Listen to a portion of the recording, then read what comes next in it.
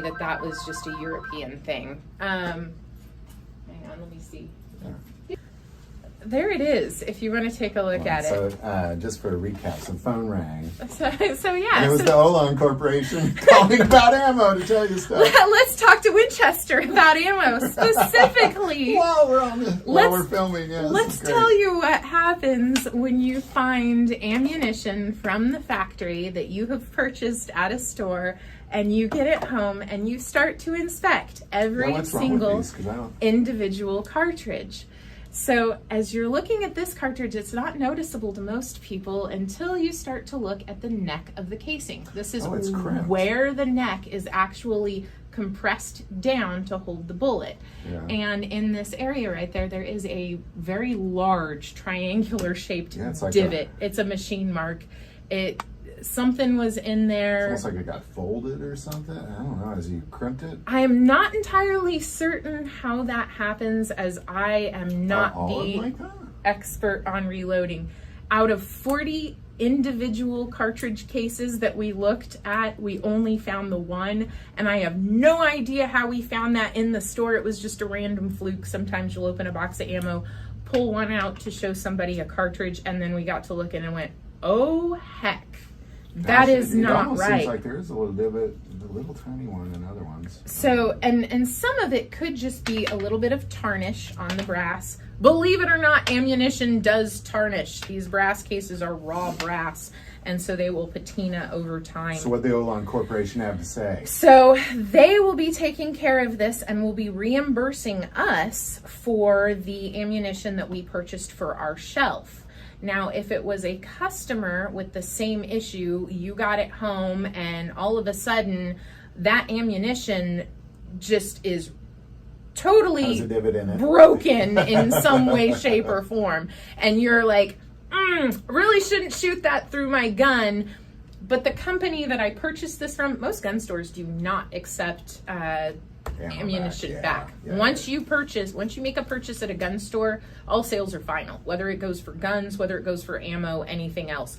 We cannot comfortably tell a manufacturer once that ammunition leaves the door that it hasn't been tampered with in any way, shape, or form. So this obviously didn't leave the door. So this did not leave the store, and we found it here. And so once you find a manufacturer defect, it is your responsibility to contact the manufacturer and let them know. And they're going to want to know some information. They're going to want to know where you purchased it from, how much you paid for it. If you have your original receipt, that is so helpful.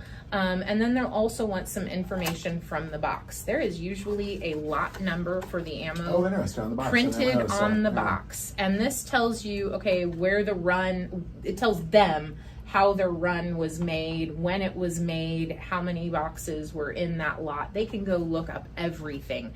And if they get enough recalls on certain lot numbers, they'll recall that whole lot number. Just look into it. Every year there's a lot of recalls on certain lot numbers, not just on ammunition, but on other things too. Toasters, teacups, I'm sure there's recalls. So now, generally speaking, how are companies on being like, are they just like, we will send you a new box, or sorry about that, or is it kind of a runaround? Some of them are I've never sent back ammo before. Very easy. This is my very first time that I have had to send back ammunition or contact a manufacturer on defective ammunition. So I can't speak to everyone's individual experience. This experience has been drug out. We purchased these in November.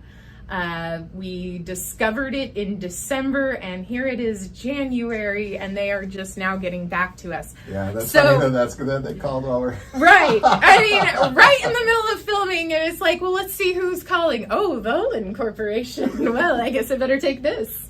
That's funny. So don't be in a hurry, I guess is what you're saying if you have bad ammo. Don't be in a hurry.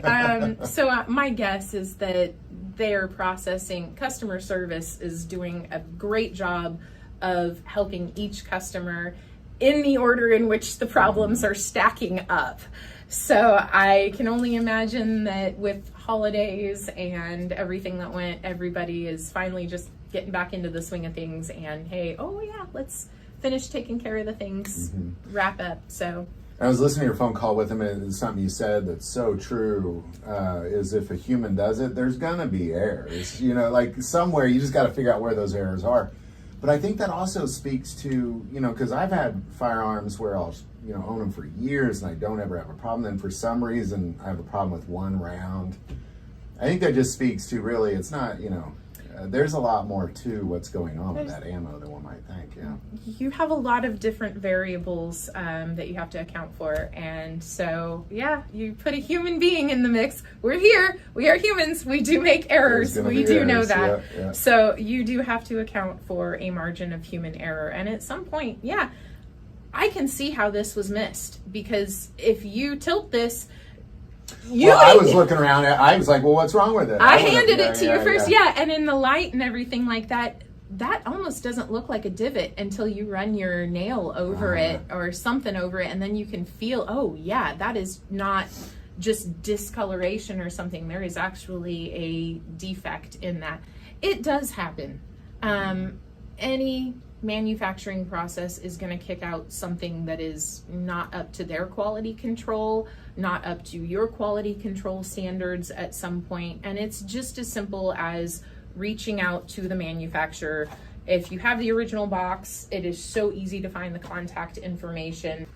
Unfortunately, most gun stores will not be able to help you, but the manufacturer who made the ammunition will happily, most of the time, and responsibly take care of the issue. Awesome. So that it happens. It happens. It really does. I wish it didn't. This definitely ruined somebody's day, because it is very difficult to come by some hard to find ammunitions, and this is being one of them. He waited a long time for these and was like, I will pass. That is totally not up to standard. Tough, and that's interesting, because, and especially, you know, you think, well, chances are you put this in a gun, it's going to fire. It's, you know, but if you're, you know, if you're deer hunting, which is what my guess is, you got these for, or hunting is my guess of some sort.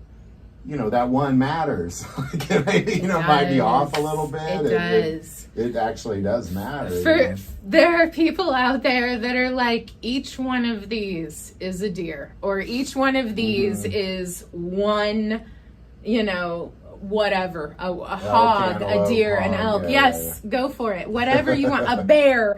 And each shot matters, especially with as expensive as ammunition is. It happens.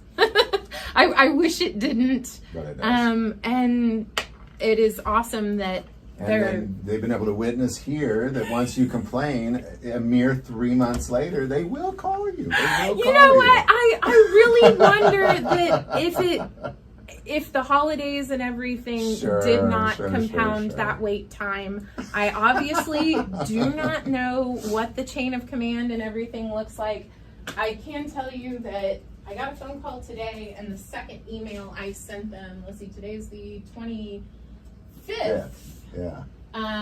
So email number 2 to them was received on the 23rd. So it was 23rd of January, and today's the 25th. Oh, so nice. Okay. So it was quick, but it did it did take more than months all to your reach dated out to them. notes. Yeah. I'm trying.